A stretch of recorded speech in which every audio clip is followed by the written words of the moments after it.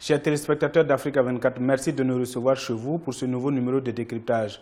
Notre invité, M. Raphaël Agnero, coordinateur du projet de soutien au secteur agricole en Côte d'Ivoire. Il va nous parler des acquis de ce projet financé par la Banque mondiale depuis 2014 et qui s'achève dans quelques mois. Initié par le ministère de l'Agriculture, il vise à réduire la pauvreté en milieu rural dans 5 filières agricoles que sont le café-cacao, l'anacarde, le coton, le palmier à huile et l'EVA. Dans un partenariat public-privé, les ressources des filières sont mobilisées en plus de celles des bailleurs de fonds et l'État ivoirien. Présentez-nous ce projet, ses objectifs et surtout le principe du partenariat public-privé. D'abord, l'institution de ce partenariat public-privé. Je vous informe que la filière coton et la filière anacarde n'avaient pas de ressources dédiées à la réhabilitation des routes rurales. Mais avec l'arrivée du PESAC, ces deux filières instituaient ce qu'on appelle des contributions volontaires obligatoires, c'est-à-dire faire des prélèvements sur le prix, des prélèvements modiques, mais mis ensemble, ça devient consistant, et c'est devenu une institution, c'est institué, ça fait une source pérenne pour réhabiliter les routes rurales. Nous avons élaboré une stratégie avec le ministère des infrastructures économiques et l'AGEROUTE, une stratégie nationale qui doit permettre d'entretenir de façon permanente et durable les routes rurales, pour ne pas qu'on ait chaque fois à improviser et tout. Et vous avez été vous-même témoin la semaine dernière. On est allé adopter cette stratégie qui mobilise tous les acteurs, que ce soit ceux qui sont dans les vivriers, ceux qui sont dans les mines, les transporteurs, les exploitants forestiers, tous ceux qui interviennent dans le milieu rural, mobilisés, et on a pu les convaincre et se mettre d'accord pour contribuer à l'entretien des routes rurales. Quel est l'état des lieux avant le démarrage du projet, notamment au niveau de l'accès au marché, de la productivité des filières et le volet institutionnel? Bien, le constat avant le lancement du PESAC, c'est qu'au niveau de l'accès au marché, les routes étaient impraticables, notamment les routes rurales qui allaient des plantations au village ou des villages au marché ou aux usines. Ça, c'était le constat au niveau des marchés. Au niveau de la productivité, il y avait une insuffisance généralisée des semences, des matériels végétaux améliorés, que ce soit au niveau du cacao, de l'EVA ou du palmier. Donc, ça, c'était le problème de marché, le problème de productivité. Au niveau institutionnel, les structures coopératives, d'abord il y avait la loi de l'OADA, les coopératives devaient devenir des sociétés coopératives. Donc il fallait renforcer leur capacité. Et elles n'étaient pas aussi bien organisées pour pouvoir passer en interprofession. Et le gouvernement cherchait à les mettre en interprofession pour avoir des interlocuteurs crédibles et viables.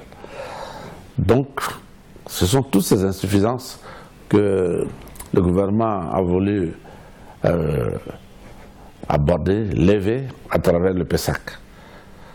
Donc, le PESAC va donc s'attaquer au problème de routes rurales, la réhabilitation et l'entretien des routes rurales. Le PESAC va fournir des semences améliorées à des coûts subventionnés. Le PESAC va apporter un renforcement de capacité aux coopératives et à leurs unions et les accompagner vers les interprofessions. Voilà les actions que va mener le PESAC pour lever les contraintes qui ont été soulignées précédemment. Et qu'en est-il de son implémentation sur le terrain? Une des particularités du PESAC, c'est de responsabiliser les filières. Donc les filières elles-mêmes sont des agences d'exécution. C'est ainsi que dans l'EVA, c'est l'APROMAC qui est l'agence d'exécution. Le palmier, c'est l'AIPH. Dans le coton, c'est l'intercoton. Pour le cacao, comme il n'y a pas d'interprofession, c'est le conseil du café cacao. Et l'ANACAD aussi, il n'y a pas encore d'interprofession, c'est le conseil du coton et de l'ANACAD. Donc, ces agences qui cofinancent avec le groupe de la Banque mondiale et la France à travers le contrat de désendettement et de développement, je disais donc ces filières sont elles-mêmes agences d'exécution. Donc, il y a une confiance. Elles-mêmes gèrent leurs propres ressources, plus les ressources que leur transfère l'État à travers les partenaires financiers, les bailleurs de fonds. Donc c'est ainsi que le montage du PESAC est fait. Et sur le terrain, ce qui est intéressant, c'est que dans le montage, dans la formulation du PESAC, chaque filière a exprimé vraiment ses priorités, ses contraintes majeures. Et les actions sont ciblées de sorte à résoudre ces problèmes. Alors, vous avez remarqué qu'au PESAC, à part les routes rurales qui sont transversales, tout le monde, ça c'est un constat général. Dans les autres pans, dans la productivité et le plan institutionnel, vous allez voir des variances. Parce que chaque filière n'est pas au même niveau. Donc le PESAC a permis, par exemple, à l'AIPH, et à Intercoton et à l'AIPH de passer en interprofession, mais les autres n'ont pas réussi. Les autres filières sont en train de mettre en place leur collège de producteurs. Le projet tire à sa fin. Aujourd'hui, quels sont les acquis que vous laissez en place? Que peut-on retenir de ce projet? Ce qu'il faut retenir, c'est de poursuivre et perpétuer le partenariat public-privé. Parce que les partenaires au développement ont tenté cette opération pilote à le PESAC et l'opération est réussie. Et à la revue du CDD, l'AFD a insisté à ce que le ministère de l'Agriculture et du Développement rural poursuive les actions du PESAC dans ce sens du partenariat public-privé. Et cela est parti, cette revue même est partie en Conseil des ministres, a été adoptée. Donc, il faut que cet exemple puisse servir même dans les autres filières, en dehors même des 5 filières, que cela soit étendu dans les autres filières agricoles. C'est le partenariat qui a été réussi. Et donc, la deuxième chose, c'est de travailler avec les autres ministères, éviter le cloisonnement et travailler avec les autres ministères. C'est ce que le PESAC a réussi.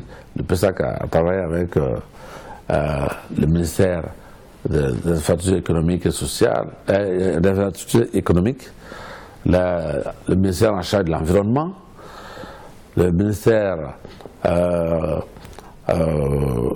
des eaux et forêts, tous ces ministères qui sont en milieu rural. Le PESAC a créé une synergie, une plateforme de travail qui a permis d'avoir des résultats probants. Et si cela est perpétué, ça peut donner des résultats au développement, parce que c'est le même paysan qui est dans le village, et si chacun vient parler d'un langage différent, on n'avance pas.